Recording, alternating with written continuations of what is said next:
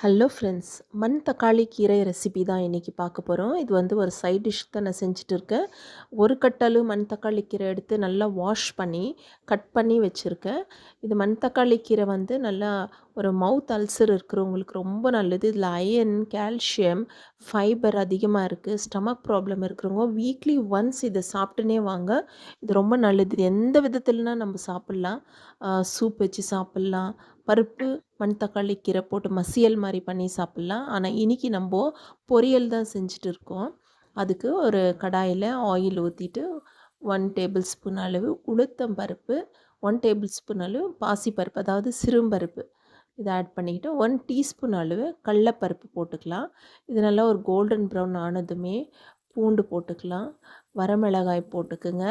இதெல்லாம் நல்லா வதங்கட்டும். கடலப்பருப்பு, அந்த பாசிப்பருப்பு, உளுத்தம் பருப்பு நம்மளுக்கு நல்லா ஃப்ரை ஆகணும். ஒரு கோல்டன் ப்ரௌன் ஆகிற வரைக்கும் ஃப்ரை பண்ணுங்கள்.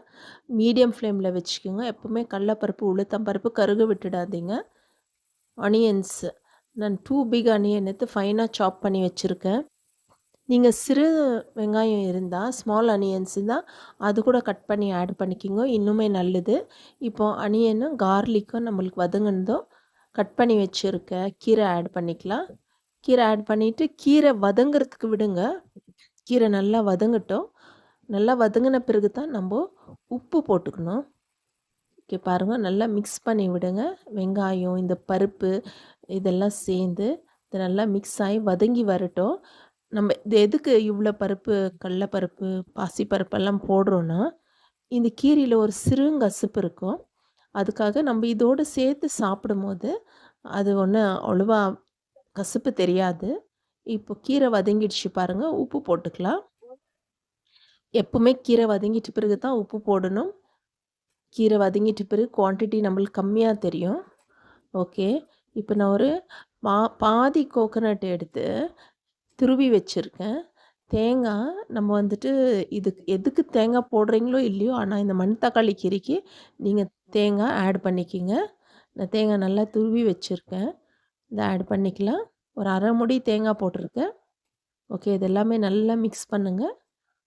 தேங்காய் போட்ட பிறகு மிக்ஸ் பண்ணிவிட்டு ஸ்டவ் ஆஃப் பண்ணிவிடுங்க. அவ்வளோதான், நம்மளுக்கு மண் தக்காளி கீரை பொரியல் ரெடி ஆயிடுச்சு.